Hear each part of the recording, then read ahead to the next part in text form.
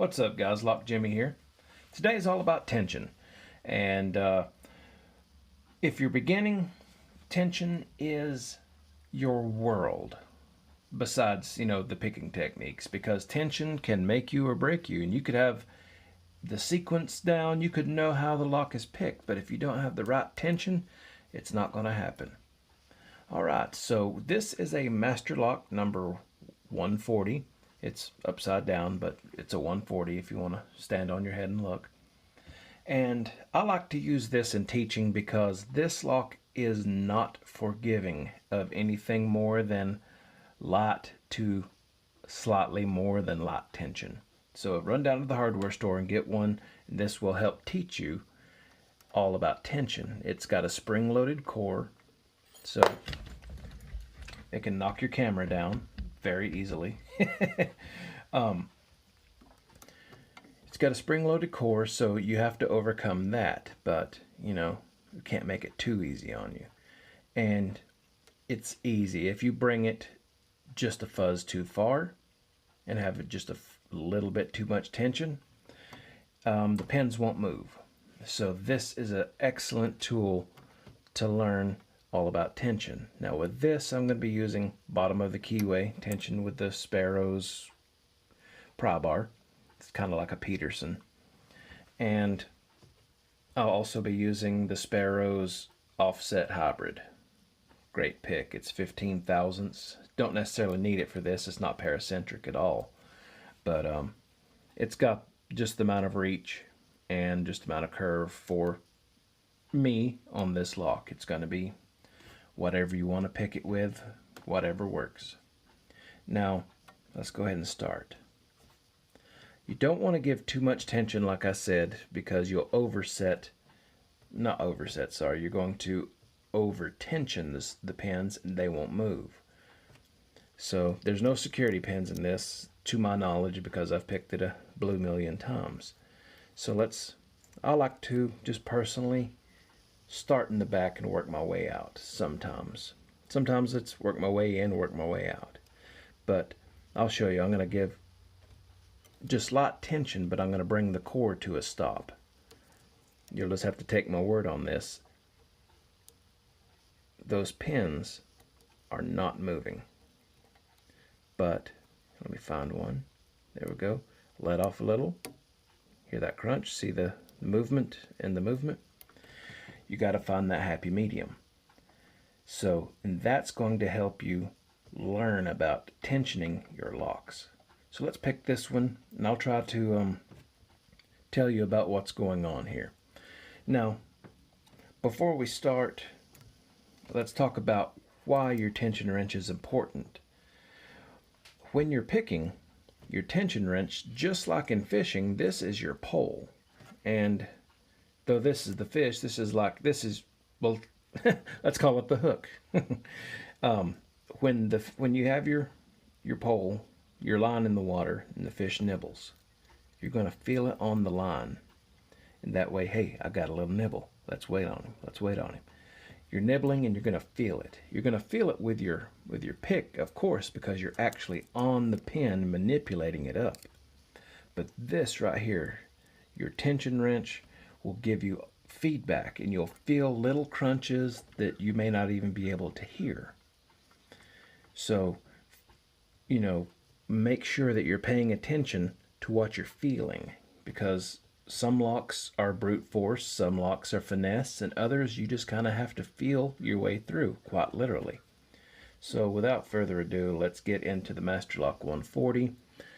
And I'm going to give this light tension, just the weight of my thumb, maybe a little bit more, just enough to get the core moving. So here we go.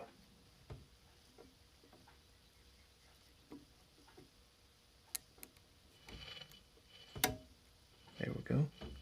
You may have to let off a little. May have to give it some more. There we go. And we're picked. I know that it's not a challenging lock, but it's the tension of this lock. This is a great learning tool if you're learning how to tension in the beginning. Now let's put a number 3 in the vise and let's compare how they are tension wise. Give me just a minute and I will be right back. Okay, we got the old number 3 put in, and this time we're going to be using bottom of the keyway tension. I hope I have these terms right. If you remember in past Lock Jimmy videos, I am an insomniac, so my brain does not work at full potential. But today we're going to give maximum effort. The Deadpool. Anyway, right here with this, with your number 3s, you can you can get in between tensions, and I'm going to show you something that I do also. It doesn't work on every lock, but with this, if you give light tension, once again, you can reach in and give light, and you can literally feel the pins pushing your pick right back up. So you have to give a little bit more. Now with a number 3 and some of the number 5s and 15s or whatever, you can give medium tension. I wouldn't go too hard because then you're going to bend your pick. You can go in and you can on this one you can force your pins into place. I mean, not with extreme force, but you can force them into place. But that's not really teaching you your tension. And what you're wanting to learn is how much pressure do I give? How little do I give? So that's going to be where, placement, you don't want to, place your thumb right here. You're not going to be able to utilize pressure because this is like a seesaw. You're going to have more pressure at the very end. Sorry, I know I'm off camera, but you're going to have a little more pressure. A little pressure is a lot of pressure here. I mean, if this is where you prefer, then that's where you prefer, to each his own.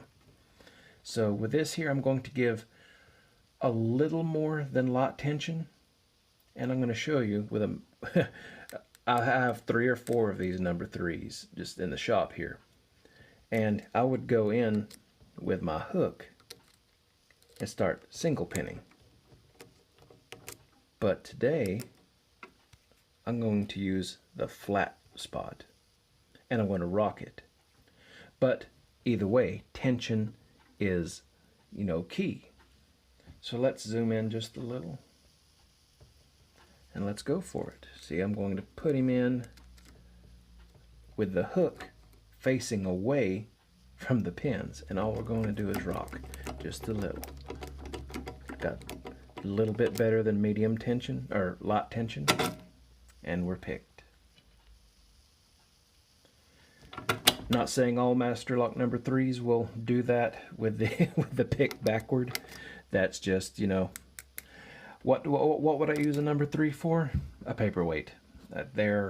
Or to lock my kid's bicycle up that I don't care if it gets stolen.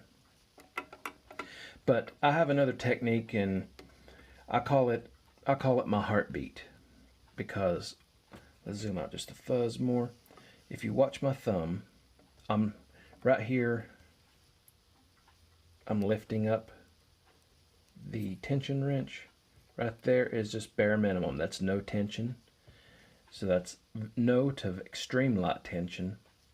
So let's just do a little tension up to medium and let it vary up and down, up and down. And what that's going to give you, if you're picking randomly or raking or scrubbing, if you pump it with a heartbeat, what that's doing is allowing you to have varying tensions on the pins, because some will require more tension to get to the shear line, others less.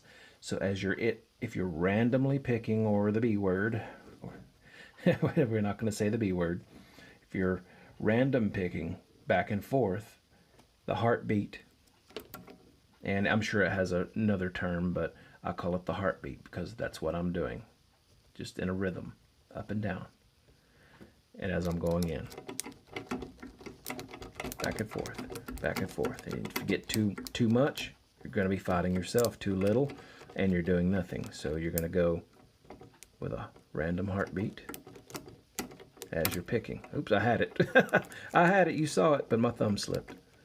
And we'll do it again, just for the sake of argument. There it is.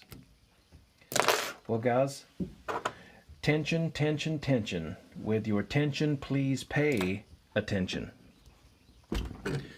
Especially in the beginning, because you don't want to learn bad habits. That's all the time we have for today. I appreciate you watching. Please subscribe today to my channel. And every chance you get, please rock out with your lockout. Lock Jimmy. Peace. Looks like an eyeball.